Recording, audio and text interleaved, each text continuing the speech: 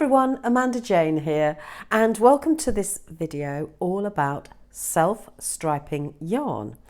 Now, you may not have come across this, so let me just show you the yarn that I've been using for this project. Now, it's also a cake, and I covered yarn cakes in another video and the pros of using a yarn cake, but a yarn cake essentially sits on the table in front of you if you're or on the sofa next to you when you're crocheting, and there's pros and cons of these things. But we're talking about the self-striping variety, and as you can see here, we've got a lovely combination of blues and whites. So I was making this lovely pattern for, and it's work in progress, for a toddler cardigan. Little jacket. It's going to have a hood, and we'll come on to that in a moment. So I started by adapting the pattern as usual because I wanted my stripes to go across the front and the back.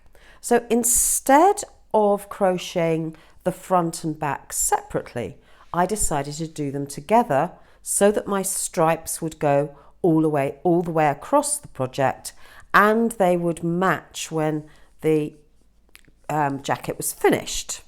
So that was one adaptation I had to make to use these stripes properly, because what I didn't want is for my front to be vastly different from my back and from one front to be completely different from the other. So if I'd done them separately, we could have ended up with this sort of effect, if that's the bottom there.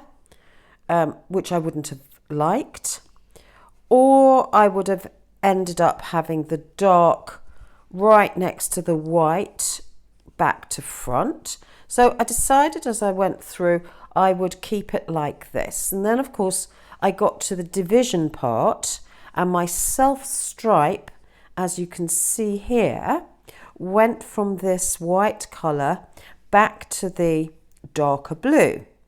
And that was fine, and I wasn't too bothered about changing mid-row.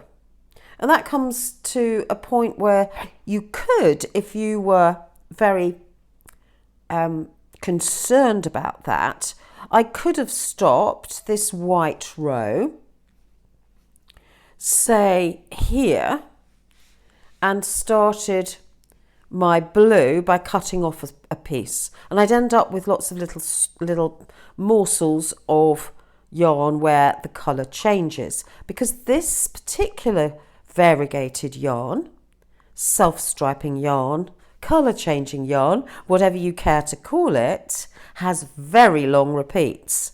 Some of them have very short repeats, so you have to work your project depending on how the manufacturer has created the yarn.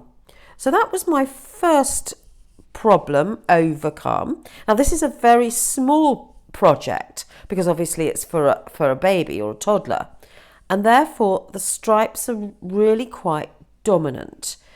If you were doing a larger project for an adult, I would be a little less concerned about just keeping going. Let's just have a look at the back here, and we can see what happens with the colour change. We've got a colour change here and another one just here, as I said before, but the back looks lovely. So I could continue. If I were doing a blanket, it would be an easy decision. I'd simply just start in the middle of the yarn cake and keep crocheting. I then had another issue because I came to the sleeves. Now these I decided to do in not in the round.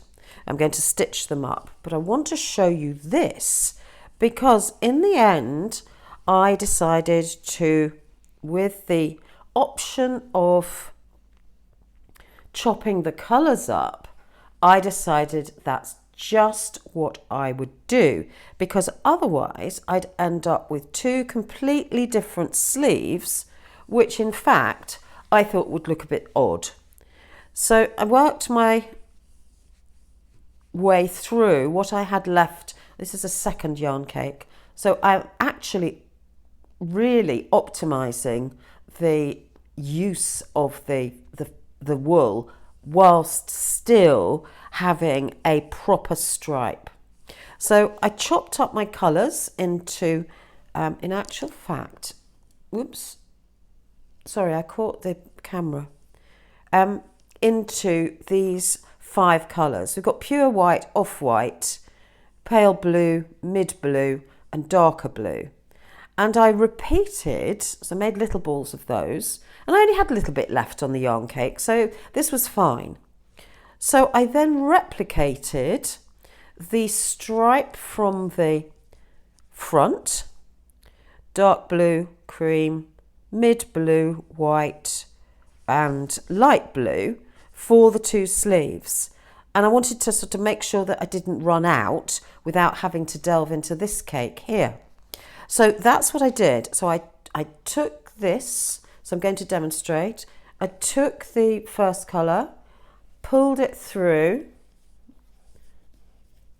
all the way, and then chopped it off when I came to the next colour and made a little ball of it. So you can do that with self-striping yarn if you're a little fussy. Then because I had chopped it up into little balls, I could end my rows and weave in the ends so that you don't see them. The other thing about this particular crochet pattern is that when you're just going from one colour to another, for example, I can't find one. Colour change on the front, no. Colour changes must have all happened on the back. When you go from one colour to another, because of this stitch just here, the textured nature of the stitch, and this is grit stitch, means that you don't really see, you don't notice that colour change. If you were just doing single crochet or double crochet, it would be very obvious and you might not like that effect. So just bear that in mind when you're planning your project. So 5 minutes thinking about what your project is going to look like when it's finished is the best way to ensure that A, you maximise the use of the yarn, and B, you end up with a garment that you really, really love. And I'm actually looking forward to finishing this. That's the side, that's the right side. Finishing this and adding in the hood. Now I have a decision to make about the hood because the hood joins on, I'm going to have to sew these shoulder seams together, and the hood joins on just here between these stitch markers. Well, if I were very efficient, I would use up everything I have here, probably in the order that I've already used, but I know perfectly well that I'm going to run out. I think with the hood what I'm going to do is use the dark blue around the neckline because I've only got a small amount of that.